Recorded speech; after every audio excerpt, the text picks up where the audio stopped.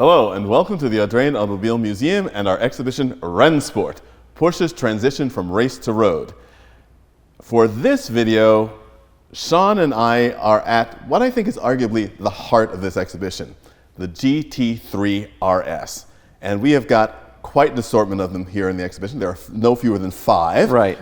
There's just about every variant that you can have. So it's quite exciting to see all the differences, all the different generations, what has evolved over the years, what has transitioned, if you will, over the years as well. It's quite interesting because they all have a great deal in common, which is something that has become a bit of a, I won't say an argument point, but the fact that they are all, each generation sets a new production car lap record at the Nürburgring. Absolutely. And it's very interesting because that standard, 0 to 60 was always the standard for everything, for measuring everything. And then as manufacturers began to use the Nürburgring as a test facility on a regular basis, and international manufacturers began to do it, it really began to become a real marketing point. People who have never even heard of the Nürburgring say, oh, but it's the fastest car on the Nürburgring. They say, where's the Nürburgring? Spain. I have no idea. Spain, exactly. But I think that the point of this is for people who don't know where the Nürburgring is. It's a wonderful racetrack in southern Germany.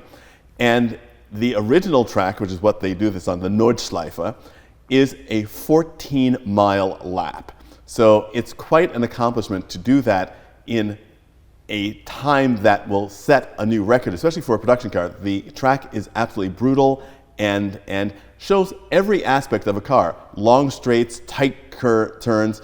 It's something that really manufacturers have used to say, this is a car that is capable on the street and on the track wherever you take it. And showing the endurance, of course, for those, putting the car through the ultimate tests, driving at speed, cornering, all the dynamics that are involved at the Nürburgring, and of course trying to beat the ultimate mark, that 7-minute mark, right? That's kind of the standard, and now that almost seems a little bit slow with cars of today, but I remember how big of a deal it was every time a car beat that mark, especially a road production car. So it is exciting to see all of these here and kind of compare notes. This is only going to be a 6-hour video today, going through each one of these cars. Exactly, we're going to go through each individual specification. But again, as we said in the exhibition preview video and in our first highlights videos, the entire point of the RS program is lightness and capability at speed. Right. And these cars certainly exemplify that because they are meaningfully lighter than their normal 911 counterparts. And you think of Lightning, okay, well, it's 8 pounds lighter. These cars are 35 to 50 pounds lighter than the equivalent models in the line. Absolutely, going after that naturally aspirated feel that you get revving to 9,000. A lot of these cars having a manual transmission, transitioning to the PDK. Really giving that feeling that we've been talking about throughout this exhibition, throughout our videos, giving the driver that performance feel, what the ultimate Porsche 911 has to offer, and that's what we have here.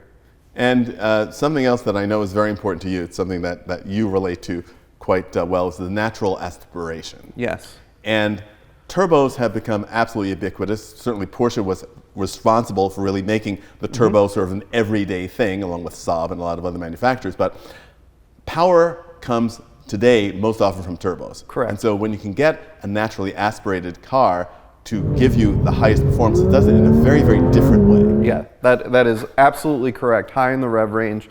And particularly with these two, the one that you're standing right behind, the 997 GT3 RS with the 3.6 liter Metzger engine. And then we have, of course, the 997.2, 3.8 liter, going from 415 horsepower to about 450 horsepower. But the noise that car produces, the 3.8 liter, is heavenly. And you press a button, you open the valves, and you're at 8,000, 9,000 RPM, and there really is nothing else like it. Of course, by today's standard, it still feels fast, but if you compare it to the new, of course, 992 GT3 RS, you're going to have a lot of differences. But like I was saying, for me, the 997 era, really with that noise, high rev, there's nothing like it. There's also something which is very important. As you've been talking about horsepower figures, They're not huge by today's standards. Absolutely not. But these are very fast cars. And again, I think it proves one of my favorite points, and I think perhaps one of yours as well. It's not always about horsepower. That is absolutely correct. And a great example of that would be the current generation, the 992 GT3 RS. It's actually the first generation of GT3 RS, which is slower 0 to 60 than the GT3. And that's because of all the downforce, because that's where we are now. It's not about power, it's about downforce, it's about the complete package, it's about how we can make the quickest possible car with today's standards, whether it be emissions, whether it be safety, and that's what we have here with this package. It also takes us closer to the Rennen part of Rennsport, because typically, if you look at the specifications for a GT3 road car by any manufacturer, features far more horsepower than their actual racing versions, because it's about the balance of power, the lightness of the cars, and as you said, all that downforce creates drag. But it gives you the ability to make a faster lap time because the car is more planted. You can keep your foot on the throttle longer than you can in a car that has a higher top speed, where you're not going to necessarily get to take advantage of that ability to drive fast because you can't keep on it during a lap. Right. Yeah. No, that's a great point. And to me too, it's so unique to be able to see really early version of a GT3 RS. Our current generation, such little things like center caps, center locking caps. This car doesn't have it, obviously. The current generation is so close to the cup car that you could get for the track, versus this still feels very much like a road car. The suspension on that, very stiff, very adjustable, but the current, it's hard to see, and then we go back, we talked about this a little bit with the 911R and the 911 ST. What is the next GT3 RS going to be? Because this is just so extreme. Well, considering the fact that Porsche elected not to go into Formula One, I think that the next GT3 RS is going to be as close to a Porsche Formula One car as we're going to see. I mean, you've got DRS right on a track day car. I mean, this is great in Newport. It's usable every day, in fact, at 25 miles per hour. But it's very interesting because, again, it's one of those things where Porsche, in seeking to give the racing experience to the road driver, is giving the road driver a level of choices and controls that they never had before in a road car. Certain cars certainly had adjustable shocks or a manually adjustable rear wing that you could do to suit a specific track. But the fact that you can actually tune a car to a track the way you do an actual race car is something that is very new and something that Porsche is really, I think, the only manufacturer who really does that. I would say so, yeah. I mean, you go from being able to, turn off traction control, open the valves, to literally controlling how stiff to, it's the hyper adjustability on that car is out of control. And, there's many videos online explaining all the little details of it, but you're right, it is pretty incredible to see. And I think you're right, it gives the driver that control. It gives the, not many brands will do that, where it puts the driver, the owner, in the position to adjust the car, as opposed to having the brand say, this is what it is. Exactly. And you can also see in this progression as well how active aero has really grown to the current level. Not beside the wing. I mean, you can also see in the front gills in the fenders how much active aero is involved with the front air dams. Even actually the nose of the latest one is longer for better aerodynamic performance. And you also see it in the hood, what I jokingly referred to as the carbon fiber chest plate, chest armor. But the fact that they are using every bit of the surface of the car, even the shape of the fenders are cut out the way they were on the Cup cars. Yeah.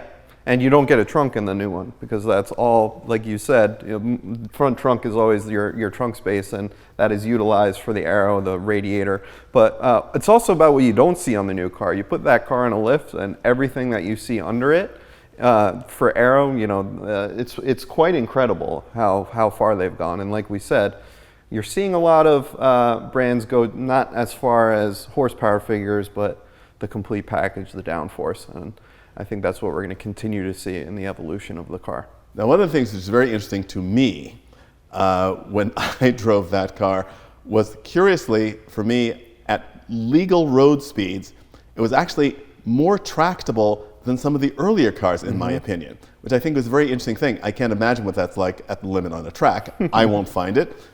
Perhaps you might one day when you feel exceptionally brave. But I thought that was also a very interesting thing because, as everybody who watches this channel knows, I rail on about this repeatedly, about the compromises that you have to make in a track day car. Right. And it's very interesting that as the GT3 RS has become more extreme in some ways, it's actually, I think, also become more user-friendly in many ways. I think a lot of that has to go back to the suspension, right? I think suspension has come so far in the fact that you have the ability to hyper control. I think you see that, I know this is a Porsche exhibit, but Ferrari with the Multimatic suspension that you see in the Purosangue. Brands are really able to, with the technology today, specifically with suspension, really give that driver, the ability to drive the car on the road comfortably, while also being able to turn it to 11 and make it the stiffest car that you've ever been in. And I think that's a really unique thing and really cool to see the technology going that way versus, the earlier cars, it's at 11 all the time. Exactly, and that's a point that I think when a driver can be comfortable in the car and feel confident in the car, then they can get more out of it as they push it, as they learn more, as they get to know the car more. And I think that's a very important part of what Porsche is doing. We often joke about the fact that Porsche comes up with the ultimate 911 every 18 months. But I think a part of that is certainly marketing, without that. Porsche is a brilliant marketing company.